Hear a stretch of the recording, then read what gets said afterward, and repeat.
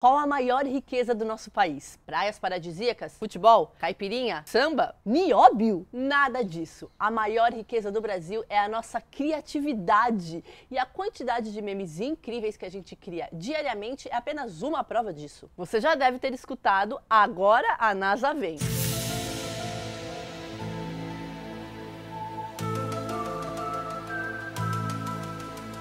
Eu realmente acho que o que pode fazer o Brasil se destacar mundo afora é a nossa criatividade, nossa capacidade de invenção. E se você acha que você não é uma pessoa criativa, os seus problemas acabaram, porque hoje eu trouxe 8 livros que vão te ajudar a extrair a sua criatividade.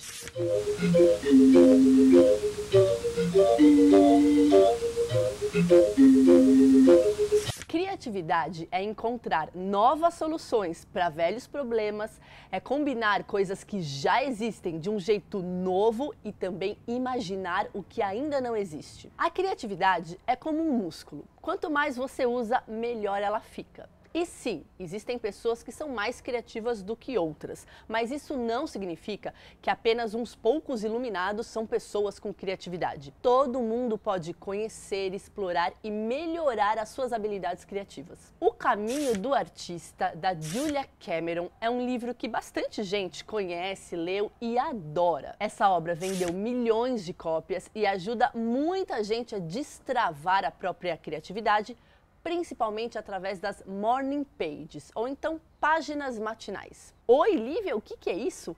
A autora recomenda que todo mundo, durante a manhã, pegue papel e caneta e simplesmente escreva as coisas que estão passando pela sua cabeça, sem se preocupar com tema, forma, conteúdo, nada disso. A ideia é simplesmente escrever nesse estado de fluxo, mas tem uma regrinha, é preciso preencher 3 páginas e você deve fazer o possível para conseguir de fato chegar até o final da 3ª página. A autora diz que as páginas matinais trazem à tona pensamentos que a gente tem, mas nem sempre tem consciência. Além disso, esse recurso ajuda a gente a visualizar as ideias que rondam a nossa cabeça. E por que páginas matinais? Porque ela recomenda escrever justamente de manhã. Porque de manhã a gente está mais descansado e mais aberto. A gente ainda não vestiu a carcaça que muitas vezes a gente precisa vestir para encarar os desafios do dia. Essa prática não deixa de ser uma espécie de diário e muita gente relata os efeitos benéficos dela, como a diminuição da ansiedade. Eu, por exemplo, quando consigo escrever de manhã cedo, com a mente descansada, eu percebo que as coisas que saem costumam ser melhores do que quando eu escrevo em outros períodos do dia. Além disso, eu consigo lembrar dos meus sonhos e eu adoro lembrar dos meus sonhos porque eles trazem tramas surreais, imagens inéditas e me ajudam a entender questões emocionais que eu passo na minha vida. A Julia Cameron diz também que as páginas matinais ajudam a diminuir a mente que julga o tempo todo.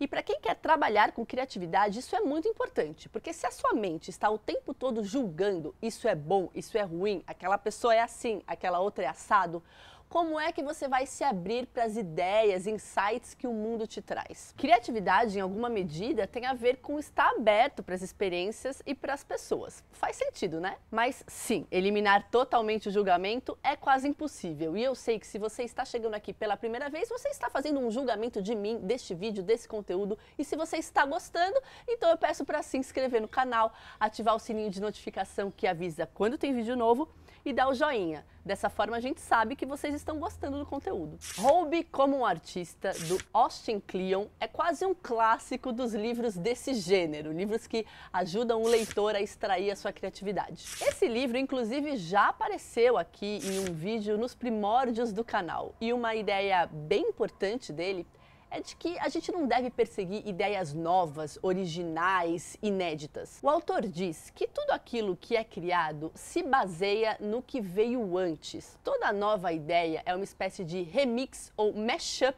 de ideias anteriores. Portanto, uma parte do trabalho de quem quer ser criativo é coletar boas ideias, boas referências e entender por quem intencionalmente você quer ser influenciado. Esse livro realmente quer te ajudar a colocar a sua criatividade em ação e é por isso que ele propõe várias atividades para você fazer. Por exemplo, aqui na página 86, ele pede para desse lado, você escrever a sua citação favorita.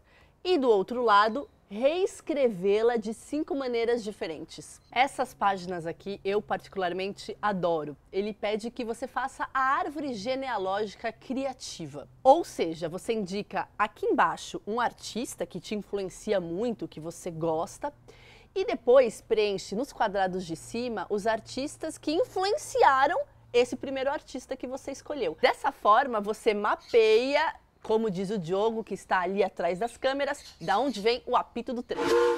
Ah, outro ponto bem importante. Quando você se sentir meio travado, travada, diante de um problema criativo, você pode pensar, o que fulano, frente a esse mesmo problema, faria? O autor do livro, o Austin Kleon, também tem uma newsletter semanal gratuita que eu acho bem bacana. Ele compartilha vários links e conteúdos de música, literatura, criatividade. Eu adoro e já descobri muita coisa legal por lá. Eu coloquei o link na descrição do vídeo.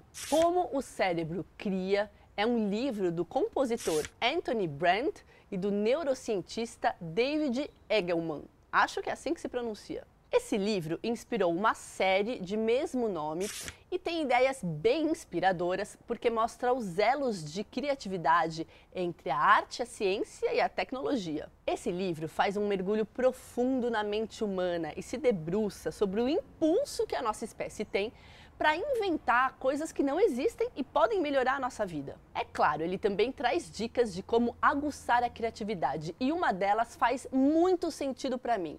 É diversificar o ambiente. Quando a gente faz a mesma tarefa todos os dias, mais ou menos no mesmo horário e no mesmo ambiente, a gente fecha as portas para a criatividade. É claro que hábitos e uma rotina bem estruturada são muito importantes para a gente criar qualquer coisa, mas pequenas variações podem fazer uma enorme diferença. Eu, por exemplo, que trabalho na minha casa, às vezes pego o meu computador e saio do meu escritório. Eu vou escrever e pesquisar na cozinha, no jardim, na rede e percebo que isso ajuda a arejar um pouco os pensamentos. Às vezes eu prefiro até escrever de pé ao invés de ficar sentada na cadeira. Isso de alguma forma me ajuda a injetar um elemento surpresa que me desestrutura, me tira do lugar comum e me ajuda a encontrar soluções melhores. Ah, uma vez eu acendi uma vela perfumada no meu escritório e também arrumei a minha bancada de um jeito totalmente novo. E sim, eu senti diferença. Ou seja, veja se aí na sua rotina você consegue fazer pequenas modificações no ambiente. Elas podem sim ajudar a aumentar a criatividade. Arte Importa, do Neil Gaiman, é um livro leve, inspirador e muito tranquilo de ler. Ele reúne 4 textos do autor e inclui uma famosa fala, um discurso que ele fez anos atrás na Universidade de Artes da Filadélfia. Entre muitas ideias revigorantes de Neil Gaiman, eu gosto muito quando ele fala do fracasso. Principalmente quem pretende trabalhar como autônomo nesse grande mercado da criatividade, por exemplo, um designer, um pintor, um escritor, precisa saber lidar com o fracasso, porque nem todos os seus projetos vão vingar, e isso faz parte. O Neil Gaiman usa uma metáfora que eu adoro. Ele diz que para os artistas e criativos, a vida é um pouco como ser um náufrago numa ilha deserta que coloca várias mensagens em garrafas e joga essas garrafas ao mar, esperando que talvez alguém encontre essas garrafas, abra, leia as mensagens e devolva alguma coisa.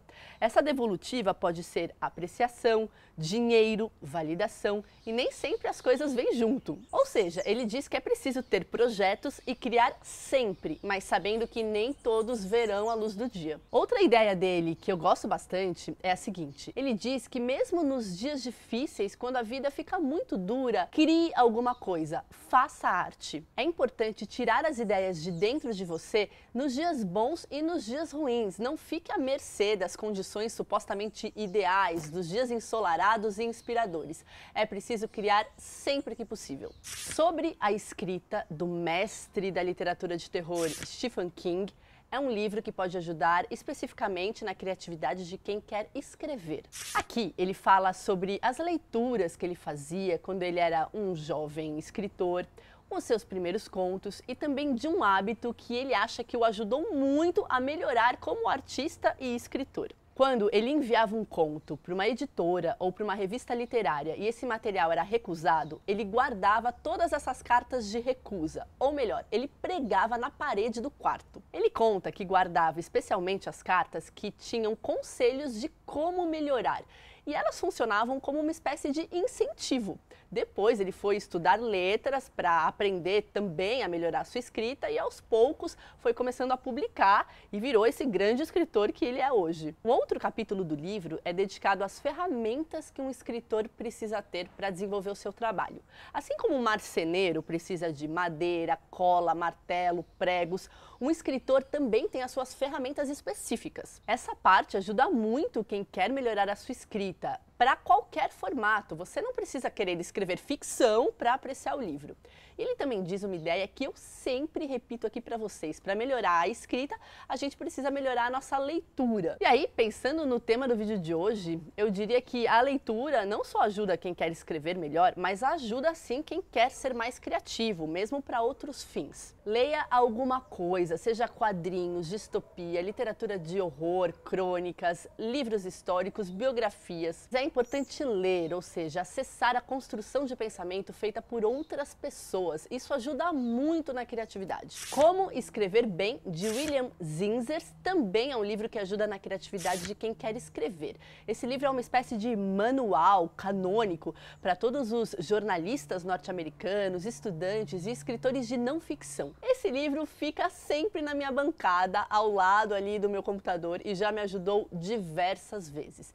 Ele fala sobre a importância de começar e terminar bem um texto, sobre o uso excessivo de advérbios e adjetivos e sobre a importância de pesquisar em lugares que não são óbvios. E essa última dica eu acho especialmente importante, porque eu já vi gente que acha que está fazendo pesquisa na internet quando na verdade está sendo escravizado pelo algoritmo, que decide o que mostrar para você. É claro que a gente descobre muita coisa legal nas redes sociais, mas é preciso fazer um esforço intencional de sair um pouco delas, de sair das garras do algoritmo e procurar em outros lugares. Pesquisar, por exemplo, no Google Scholar, nos sites dos grandes museus mundo afora, nos arquivos dos jornais e revistas antigas que foram digitalizados e por aí vai. E fazer pesquisa fora da internet também é muito importante, né, gente? Circular pela cidade, visitar exposições e conversar com as pessoas olho no olho. William Zinsser diz que um bom texto deve suscitar no leitor um pensamento que ele nunca teve. E eu acho essa ideia muito boa, um farol, um norte para perseguir. Parece fácil, suscitar um pensamento que o leitor nunca teve, mas não é tão óbvio assim. Porque muitas vezes eu tenho a impressão de que está todo mundo falando a mesma coisa. Vocês já tiveram essa impressão também? Me conta aqui embaixo nos comentários. E não tem nada mais desanimador para mim do que começar a ler um texto e já saber qual será a conclusão dele. Ou então assistir a um filme em que o roteiro é tão óbvio que eu consigo antecipar todos os eventos. E é por isso que escrever é reescrever e, de certa maneira, criar é recriar. Porque, em geral, as nossas primeiras ideias costumam ser um pouco óbvias. Quando a gente dá espaço e tempo para descer um pouco mais nas ideias, arrancar as primeiras camadas e pesquisar o que existe ali embaixo, aí a gente começa a encontrar algo mais valioso. Will Gompertz, autor do livro Pense como um Artista, foi editor de artes na BBC durante anos e ele escreveu textos sobre cinema, artes visuais, literatura e muito mais. Nesse livro, ele defende que todos nós somos artistas e que o pulo do gato entre aqueles que conseguem criar alguma coisa e oferecer ao mundo está na capacidade de não perder a curiosidade, persistir e empreender. Pois é. Ou seja, mostrar o seu trabalho e fazer da sua criatividade o bem mais valioso é muito importante. Nada de se trancar na sua torre de marfim, no seu estúdio ou no seu ateliê. Você precisa colocar as suas criações para circular, mostrar o seu trabalho. Faça um blog, um podcast, uma newsletter, um perfil do Instagram para mostrar as suas criações visuais. O formato não importa, mas é essencial que você mostre e circule a sua criatividade. O autor também fala de alguns artistas clássicos, como Michelangelo, Leonardo da Vinci, Van Gogh, Picasso. mostrando como essas figuras, no seu tempo histórico, ousaram pensar diferente da maioria dos seus contemporâneos. Will Gompertz tem um jeito muito legal de falar sobre arte. Ele descomplica esse mundo que às vezes parece um pouco hermético. Quem nunca visitou um museu e ao invés de olhar um quadro, enxergou um enorme ponto de interrogação. O que isso quer dizer? E o último livro dessa lista é uma obra que eu estou namorando há meses. E enquanto eu preparava o roteiro, eu decidi comprar, fiz o clique e deve estar chegando em alguns dias. O livro se chama A Teoria da Bolsa de Ficção e é da Ursula Le Guin, autora de ficção científica conhecida pela A Mão Esquerda da Escuridão e outros livros. Ele tem 48 páginas e está encantando muita gente porque ela fala algo bem curioso. Nas histórias, ela defende que a gente abandone a estrutura do mito do herói em favor das histórias de vida. Falando sobre narrativas em que o conflito e a jornada do herói não são os pontos mais importantes, ela acaba abrindo o olhar do leitor para pensar a própria vida de um jeito diferente. Eu mal vejo a hora de entender tudo isso melhor e, quem sabe, voltar aqui para explicar para vocês. Bom, agora eu quero saber se vocês já leram algum desses livros, se tem outras dicas de livros que ajudam a trabalhar a criatividade e também vocês podem me contar, vocês se consideram pessoas criativas? Vamos continuar essa conversa nos comentários. E a gente se vê na próxima quinta-feira com mais um vídeo. Tchau!